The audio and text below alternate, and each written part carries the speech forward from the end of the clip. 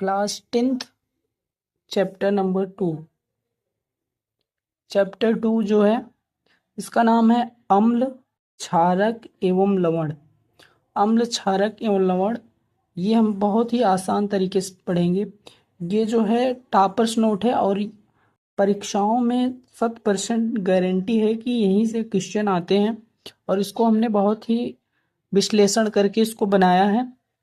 अब हम देखेंगे तनुकरण। पहला होता है अम्ल, क्षारक एवं लवण में देखेंगे कि पहला एक होता है तनुकरण। तनुकरण का मतलब ये होता है कि जो जल में अम्ल या क्षारक, जो जल होता है, जल में अम्ल या क्षारक मिलाने पर आयन की सांद्रता में प्रति इकाई आयतन में कमी हो जाती है। जब जल में अम्ल या क्षारक मिलाया जाता है तो उसकी सांद्रता में प्रति इकाई आयतन में कमी हो जाती है। इस प्रक्रिया को तनुकरण कहते हैं। जो ये प्रक्रिया होती है इसी को तनुकरण कहते हैं।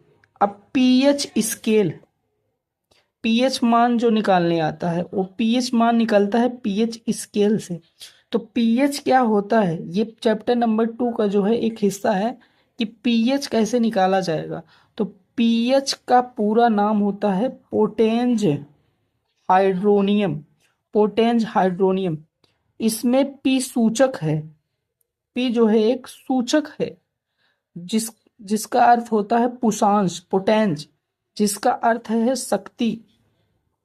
पी जो है ये सूचक है जिसका अर्थ होता है शक्ति, जिसका अर्थ होता है शक्ति। किसी बिलियन में उपस्थित हाइड्रोजन, डिफिनेशन देखिए, पीएच जो मान होता है उसका डिफिनेशन क्या होता है। किसी बिलियन में उपस्थित हाइड्रोजन आयन की सांद्रता, जो हाइड्रोजन आयन होता है इसकी सांद्रता ज्ञात करने के लिए जो स्केल काम में लिया जाता है उसे पीएच स्केल कहते हैं। हाइड्रोजन आयन की सांद्रता ज्ञात करने के लिए जो स्केल काम में लिया जाता है उसे पीएच स्केल कहते हैं। अब देखिए हाइड्रोजन आयन की सांद्रता, ये नोट में थोड़ा लिखना है, ये बहुत इंपॉर्टेंट है, को लिख लीजिए कि हाइड्रोजन आयन की सांद्रता जितनी अधिक होगी उसका पीएच उतना ही कम होगा। मतलब हाइड्रोजन आयन की सांद्रता जितनी अधिक होगी उसका पीएच उतना ही कम होगा। अब देखिए, अब इसी में एक आता है कि जो अम्ल होता है उसमें एक होता है प्रबल अम्ल। प्रबल अम्ल किसे कहते हैं, तो प्रबल अम्ल देखिए बहुत ही सरल भाषा में देखेंगे कि अधिक संख्या में H प्लस आयन उत्पन्न करने वाले अम्ल प्रबल अम्ल कहलाते हैं। जो आयन अधिक संख्या में H प्लस आयन देंगे उसे क्या कहेंगे, प्रबल अम्ल कहेंगे। अम्ल का मतलब ही होता है जो H प्लस आयन दे वो अम्ल होता है। तो प्रबल अम्ल क्या होगा, जो अधिक संख्या में H प्लस आयन दे वो प्रबल अम्ल होगा, जैसे HCl, H2SO4, ये उदाहरण है। अब दुर्बल अम्ल क्या है, कम संख्या में H प्लस आयन उत्पन्न करने वाले अम्ल दुर्बल अम्ल कहलाते हैं। जो कम संख्या में H प्लस आयन उत्पन्न करने वाले हैं उन्हें दुर्बल अम्ल कहते हैं। अब देखिए प्रबल क्षार क्या है। प्रबल क्षार वे क्षार जिनका जलीय विलयन पूर्णतः आयनन हो जाता है।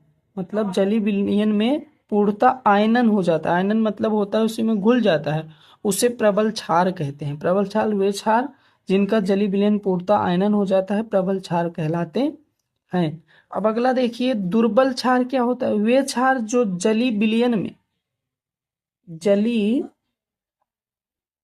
विलयन में पूर्णतः आयनित नहीं होते हैं, जो घुलते नहीं हैं, जो जल में नहीं घुलते। ये जो प्रबल होगा वो जल में घुल जाएगा लेकिन ये घुलेगा नहीं, उसे क्या कहेंगे, दुर्बल क्षार कहते हैं। और इसका उदाहरण है NH4OH, MgOH टेकन ट्वाइस, ये दुर्बल क्षार। अब अम्लीय वर्षा क्या होता है, एसिड रेन जिसको बोलते हैं, एसिड रेन।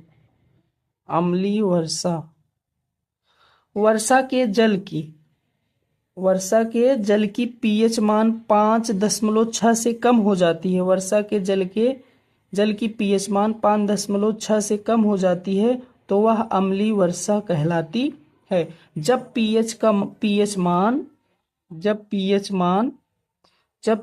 मान 5.6 से कम हो जाती है तो तब उसको क्या कहते हैं? अम्लीय वर्षा कहते हैं। ठीक, तो आगे हम देखेंगे अगले चैप्टर में।